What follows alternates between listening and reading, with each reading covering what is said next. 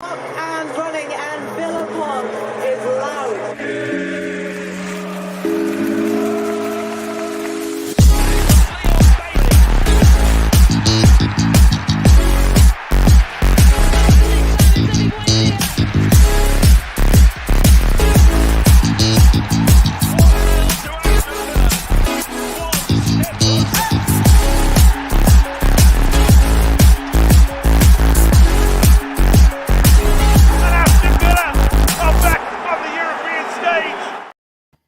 Hello and welcome to the Villa Park podcast. It's me, Rich, and I'm back with Kev. You guys are keeping us busy, or Villa are keeping us busy with all these games coming thick and fast. But yeah, it's always a welcome sight to see Kev on the pod with me. Yeah, how are you doing after the Hibs match reaction earlier? Yeah, mate, I feel like I've seen you today more than my kids, and I've had them all day. But yeah, mate, I couldn't think of a better person to spend my time with. The kids are, I'll say, in bed in inverted commas. There's still a little bit of noise upstairs, but we are where we are. And it's just, listen, it's obviously for everyone, obviously viewing, hopefully, to enjoy the content. But Villa are keeping us absolutely as busy as we can be with the fact that we've got midweek games now, and obviously the Premier League's back. So I think if we're talking about Villa a lot, and there's not much time to squeeze shows in, that can only be good news, can't it? Well, exactly. actually, it could be bad news because you could back in the Championship with two games a week. Yeah. Far better this way around. This way around.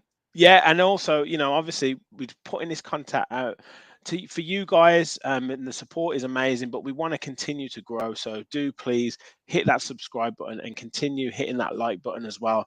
The number of likes that we're getting now, well in excess of 100 across many of our shows. So that really does help spread the word of the channel.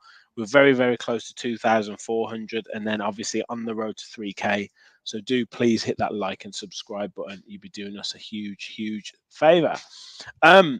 So, Kev, before we get into kind of previewing Burnley on Sunday, Villa, you touched on this in the match reaction show, but we really are the entertainers of this Premier League at the moment. And what was it, 15 goals across the 3 games that we've been involved in, and 9 goals in the last 2 games with 0 conceded? I mean, we get it, definitely giving fans value for money.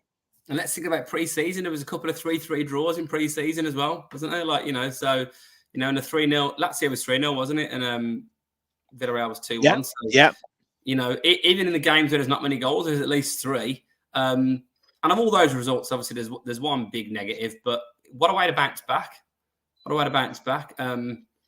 So, yeah, and look, that hopefully will put that dark day, obviously, on Tyneside for more than reasons of the result, clearly, because of, obviously, the injury to Tyrone Mings. Right to the back of their minds now, because we've obviously, admittedly, I said earlier in the obviously the Hibs reaction that we've got to be mindful of the opposition. Everton were very poor and are a poor side, and I've got a stinking record at Villa Park, and Hibs are not a great side, as we've seen in terms of how easy that game was. So if we'd followed Newcastle away with, I don't know, maybe Burnley and Liverpool would be a better test of where we're at. They're a newly promoted team that have they played Man City first game. We'll talk about that shortly, but they've got a lot of confidence and positivity based on how they played football last season in the Championship. And Liverpool away is Liverpool away. So that might be more of a test. And they always say, don't they? Whether it's 6 games, 10 games, that's where you know where you are. But you can't ask for more than banging in 9 goals, can you, in 2 games? And Watkins will get confidence from his hat-trick. Luiz is hitting those penalties in nicely. Bailey scored 2 games in a row. So hopefully we can go in there and do a professional job in this next match. Agreed. You touched on about kind of Burnley having that positivity, and us, the first away Premier League game, us having kind of a baptism of fire against Newcastle.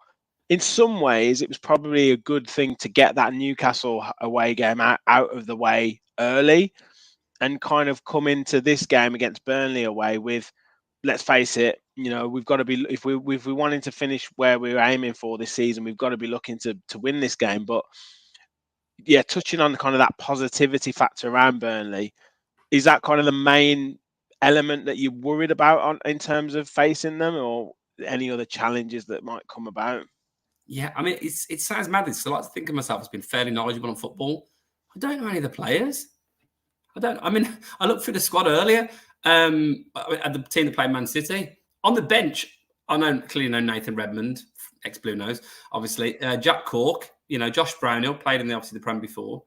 The starting lineup, I know Trafford was that young keeper, obviously won the England Euros in the summer. Yeah, I've got it here. Connor Roberts, I know him. And then I know Sanderberger and I know Dara O'Shea. That's it. The rest of the players, I ain't got a clue who they are. No, it's I mean, obviously Vincent Kompany's gone in. He's kind of revolutionised the way that they play football. But a lot of their kind of ability and their goals in the Championship was Nathan Teller, and he's obviously back at Southampton now. Sanderberg, good player, one that I wouldn't have minded at Villa, but I think injuries and that have curtailed his career, and I think a move to a Burnley side is probably the best for him. Dara O'Shea, fairly highly rated in the Championship, unproven in the Prem. Cullen is a good player by all accounts, but yeah, I mean, you're talking quite an untested, untried, team really in the Premier League. But it's one of those where you're hoping as a Burnley supporter that the system kind of outweighs the players in terms of like a Brighton, they can bring in a player that no one's heard of and they just slot into the system. So I guess that's what kind of Burnley fans are hoping for. Yeah, let me just make it really clear, Nathan, I'm watching this. I'm not being disdainful at all to Burnley because you make a fantastic point about Brighton. They're selling players to Chelsea. Chelsea think they're, absolutely winning, don't they? There's been all sorts of talk of Chelsea insiders saying, we'll get the player in the end from Brighton, and Brighton is, making £100 million a pop pretty much. And they replace them with someone that none of us have ever heard of, whether that's an Estupinian or an Enciso or et cetera, who just end up being absolutely cracking at wherever they come from.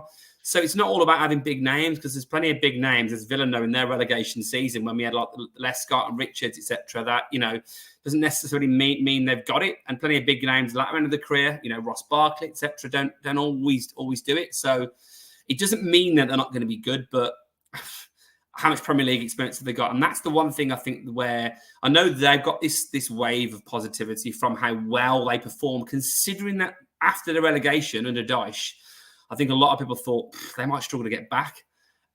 So clearly they did a really good job, and they did it in a swashbuckling way, and they played some really good football, and they became almost like the darlings because of Vincent Kompany of the Championship last season. But the Premier League's about having experienced players, and I do think that might be where they get found out. For Villa, it's a game traditionally, you play a newly promoted team we've struggled with, but I think a Villa team this day and age has got to be going in there hoping to win, considering exactly that point. And I think there's also similarities to when we came up, because we signed a lot of players who didn't have much Premier League experience. Exactly, and I've got their signing so far for the season, and obviously one that is very familiar to Villa supporters. We'll come to him in a second, but we've got Amdouni from Basel. Yeah, okay. He played up front, I think, in the game against Man City, but 18.6 million euros. Trafford, 17.3 million. Ramsey, 16.5 million. Jordan Bayer from Mönchengladbach, 15 million. Sanderberg, 13.9 million. Odebear from Troyes, 12 million. Dara O'Shea, nearly 8 million euros. Michael Obafemi, obviously Southampton, and then Swansea, 4 million. And then a lone player, Jakob Brun-Larsen from Hoffenheim. So you're looking at that, and not really considering too much their free transfers. I know they signed Delquar, I think, from Anderlecht the other day as well, but it's 111 million euros on 13 players. It definitely has the air of kind of Aston Villa when we first came up. Having to sign a lot of players of a similar level and a similar fee, that kind of 10 to 15 million euro or 10 to 15 million pounds sum. And we know what happened across that season, don't we?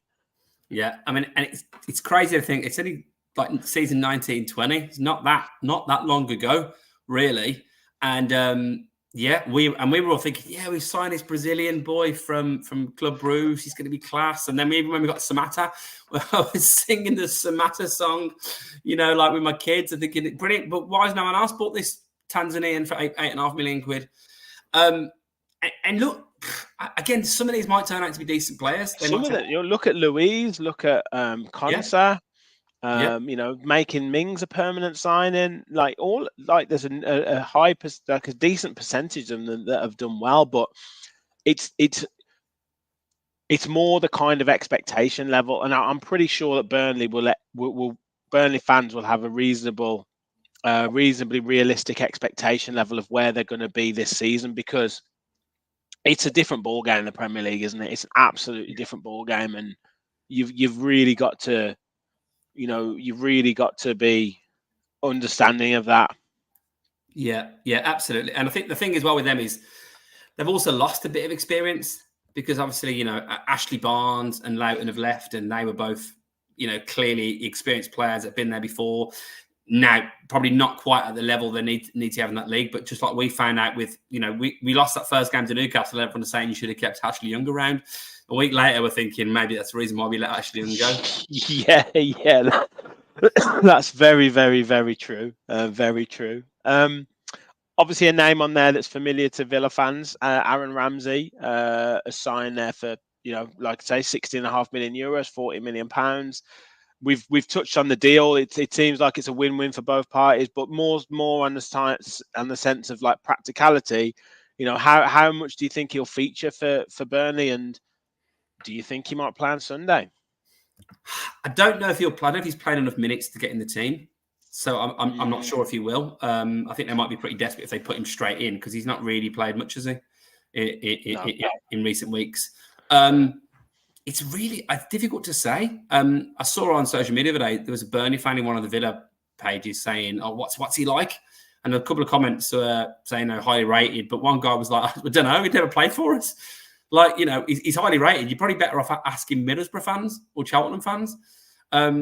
Very highly rated. Obviously, it's a decent fee for a player obviously of that level. Maybe there's a premium with him being English, but I don't know. I don't know too much about him. I would be surprised if he was to start. He might come on.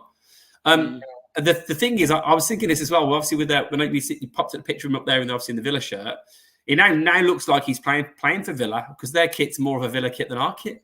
Yeah, and he's got the whole W88. It's literally Villa circa 2019-20 season. Nice collar as well. And it's if you're watching that game and you don't know who it is, you might think that's Villa. You might be a bit confused. Yeah. Now on to Villa. Obviously off the back of a solid win against Hibs. Good win, like you said, against Everton, getting us back on track. We've got to be confident going into this Burnley game, haven't we? Yeah, I think we've got to be confident. I think we've got to be looking now with our ambitions to think any newly promoted team, or even any team now, let's take that point, let's extrapolate that point a little bit. Any team probably bottom half of the Premier League away from home. I'm not saying it'd be easy, but you want to finish high up the league, you got to be winning those games. Really, you have. Yeah. Absolutely. And I guess, in terms of players, Ollie Watkins, good for him to get off the mark with a hat-trick on Wednesday night against Hibs. Douglas Luiz obviously making it 2 penalties in 2. Leon Bailey 2 in 2.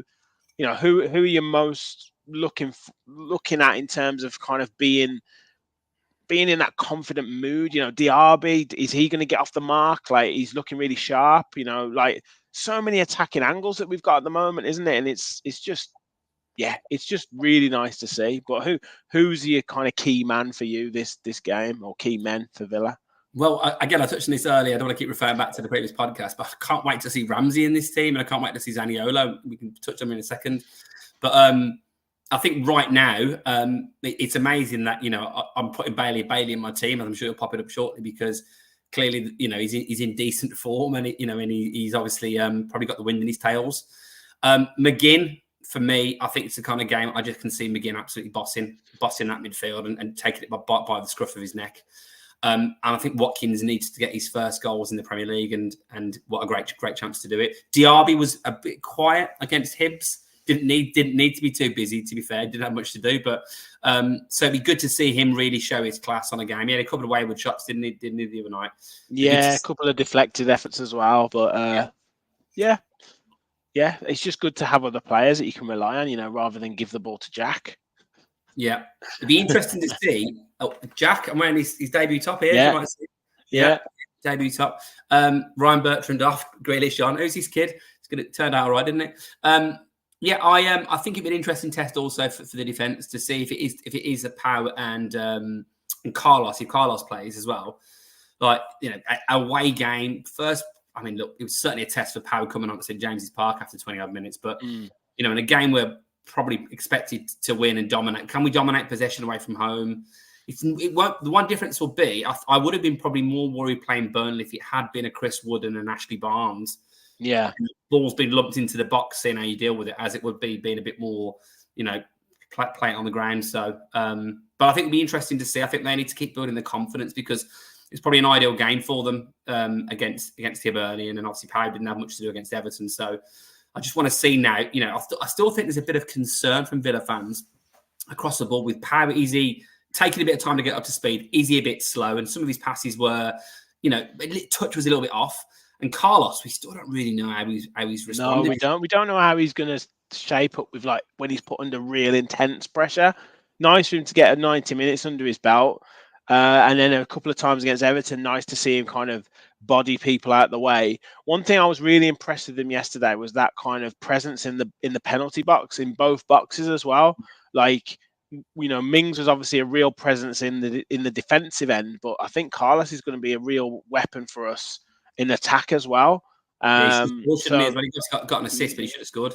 Yeah, exactly, and that's something we've missed. And it's good that we're not gonna. If he does play, we'll get your starting lineup in a second as well. And guys in the comments, let us know your kind of starting lineup if you agree with Kev or not.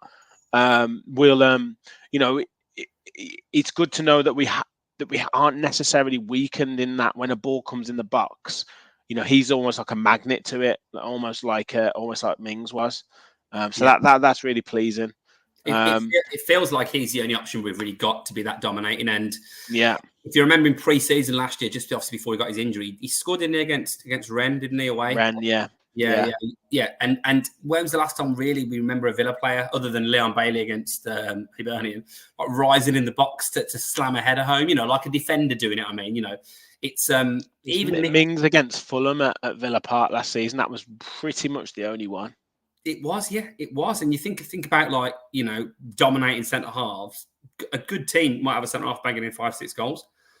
Well, look, it's the difference, particularly away from home. If you're under the cosh and you get you 1-0 up and you get a corner and then defender heads it smashes a header in, it's 2-0, game over. Yeah. Or you're 1-0 down and you get a set piece and back to 1-1. It changes the whole dynamics of the game. So look, it's an area that we really, really do need to improve on. So let's hopefully do it quickly. That was one of the reasons why when I suggested some possible Mings type replacements on the post Newcastle, one of the pods post Newcastle.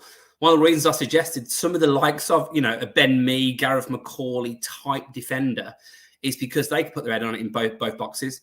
Dominating, flying in, smashing in a header from nowhere. Harry Maguire type thing as well. That kind of defender where it's I'm taking everything and they're a real threat. You wouldn't say Konsa's a real threat, would you, in the opposition box? No. Callum Chambers is not a real threat. Is he? Pau Torres, not really. So, yeah. No, but yeah, hopefully, I think he's going to go with what he's got, ticket centre back. So they do need to step up. Let's have a look at your team now, mate. So yeah, talk us through. Not too much to change here. Yeah, it looks like I've been drinking, doesn't it? The way I've positioned them all. That's probably not exactly how I think it'll be, but I was toying with, is it going to be Cash or Digne? I think with the form Digne's in, and the fact he still might be off, I just think that you probably keep him in the team, don't you? And the same for Bailey. So I think if Bailey's in the team, he's got to be on that side. I think he needs probably Konsa behind him rather than Cash, and that was my thinking really. Cash and Bailey struggled away from home. Having Konsa there, I think will make it a bit more solid. That means that Carlos is in with Pau. Luis Kamara, McGinn kind of picks itself, as does Diaby and Watkins.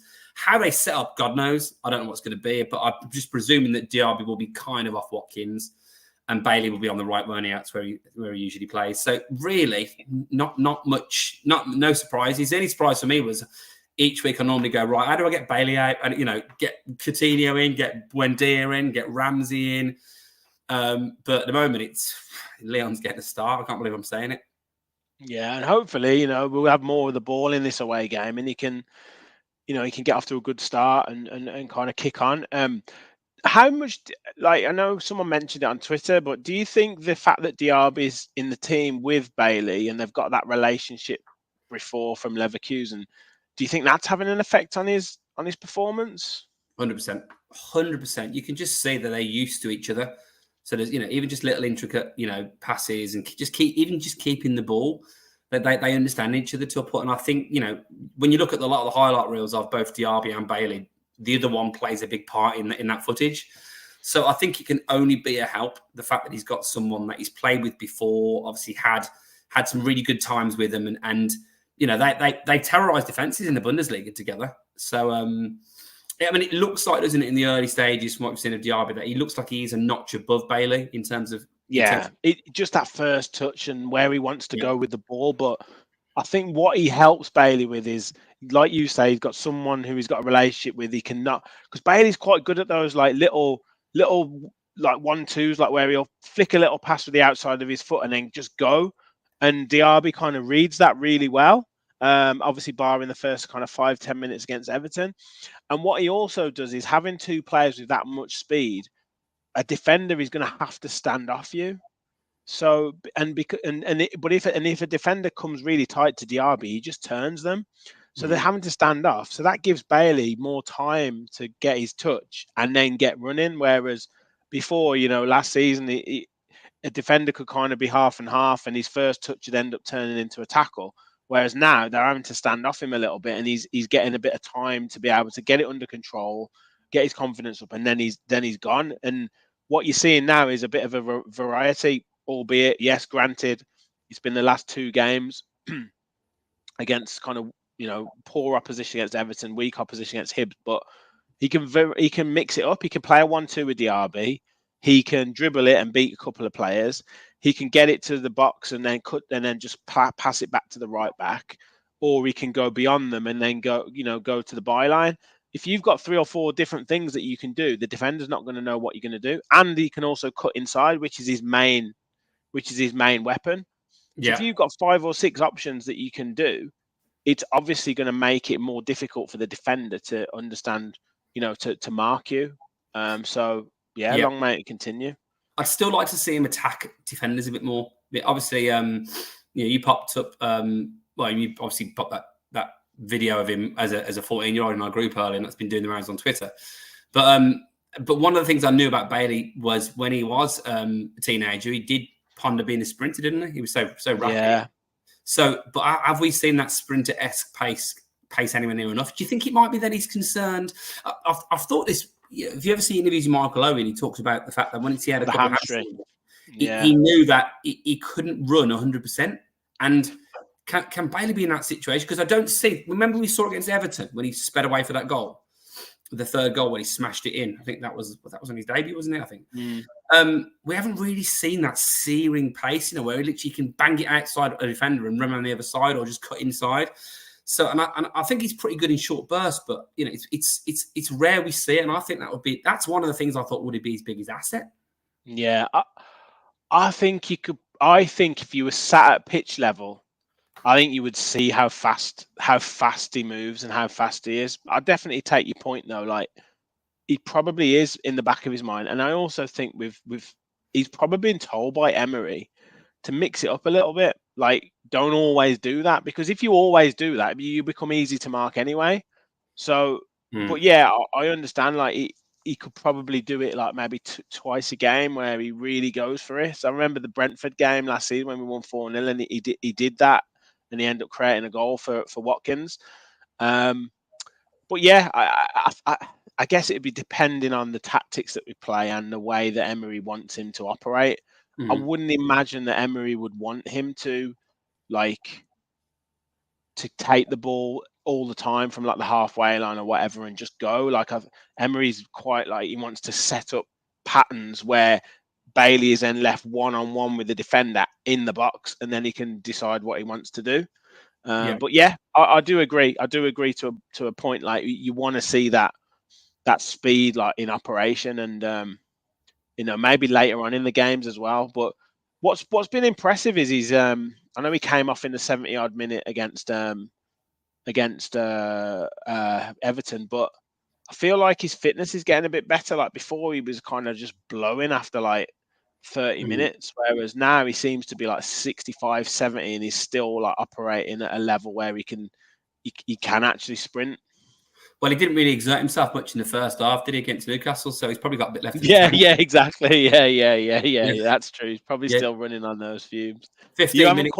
You haven't quite converted yourself to a full Bailey fan yet, have you? No, he needs a few more games. Do you know what? I just want a little bit more consistency. I can accept him losing the ball every now and then, because that's the bit I do understand about the streakiness of wingers. Just a bit more consistency, be a little bit more reliable. I was delighted for him when he scored that header. I still think he probably should have scored that chance when he cut inside. But then, give him credit, he was great. I think the keeper saved it, didn't he? He did, but he was quite central, wasn't it? But put it in one of the corners. But then it was great feat to get him to create the chance in the first place. So I didn't even notice that till the replay. That was unreal. So look, he's good. We talk about him all the time. It shows like how important he is to the team. Like when he's on song, he causes havoc. He makes goals. He scores goals. And like you said, mate, when he's not on form, like we it's almost like we're a player down, and that's the problem. That's the problem. When he's on song, he is an output player. I'm desperate for him to work out. I really am, because there's something endearing about him. But I still have my doubts. But we'll see. We'll see. Good. Right. Hopefully, Zaniolo, just a quick touch on him. Hopefully, he makes his debut. Hopefully, we're in a decent position in the game where he can come on and dominate. It'd be nice to see him. Like we've chatted about him before, and he looks a specimen of a man. Who's going to offer us a different dynamic to Diaby and Bailey, which we certainly need in those areas, and maybe even particularly away from home. Against the likes of a Burnley or a Luton or someone like that who's going to really be, or Crystal Palace or someone who's going to be really physical and big. Yeah, I hope he can play. I didn't play a couple of minutes for Man United in the first game of the season that we don't know about. I mean, the fact that we all thought he could play, and Emery was like, "Yeah, he can play," and they must have found out like 20 minutes before. Oh, actually, he can't. So someone must have whispered like, "Unai, he can't play."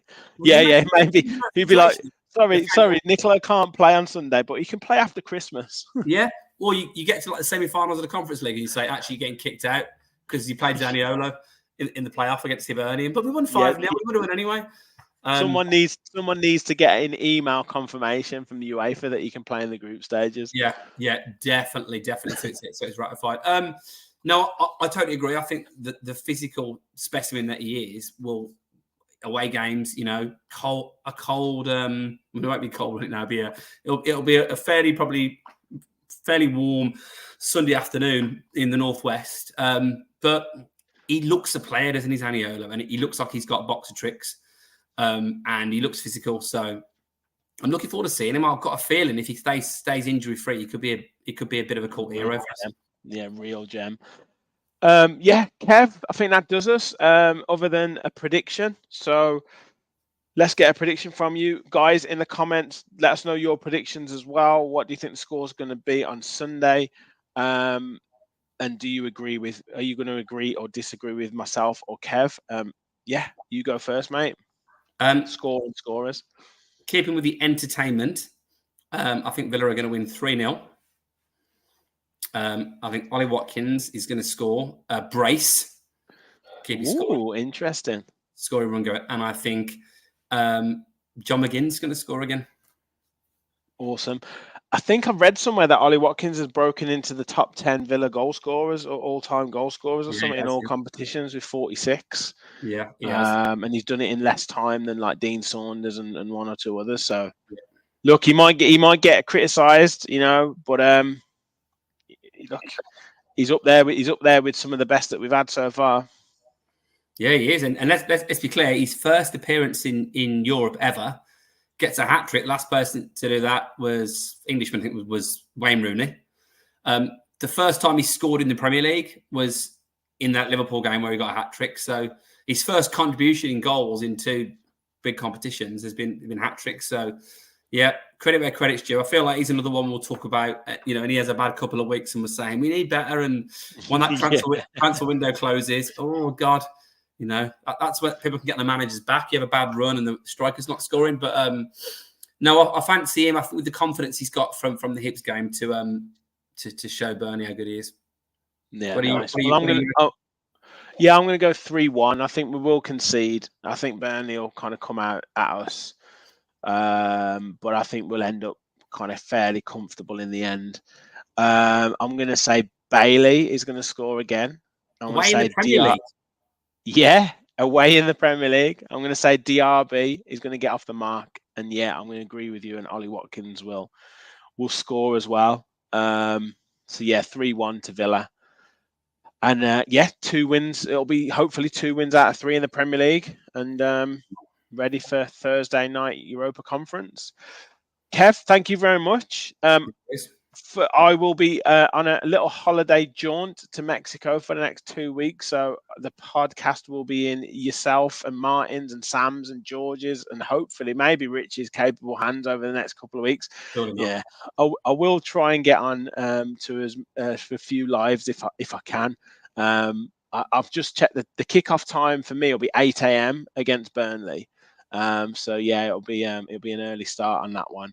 But yeah, thank you everyone for watching. As I said before, please do hit that like button. Please hit that subscribe button. Help us to hit that 2,400 subscribers. Well on the way to 3K. If we could do that before Christmas, that would be unreal. I'm pretty sure we will. And we might even get hopefully 4K before Christmas with the way we're growing and the way you guys are supporting us. So yeah, please hit that like button. Hit that subscribe button. Thank you very much for watching. Hopefully we get the win on Sunday. And as always, remember, we all follow the Villa. Thanks, everyone.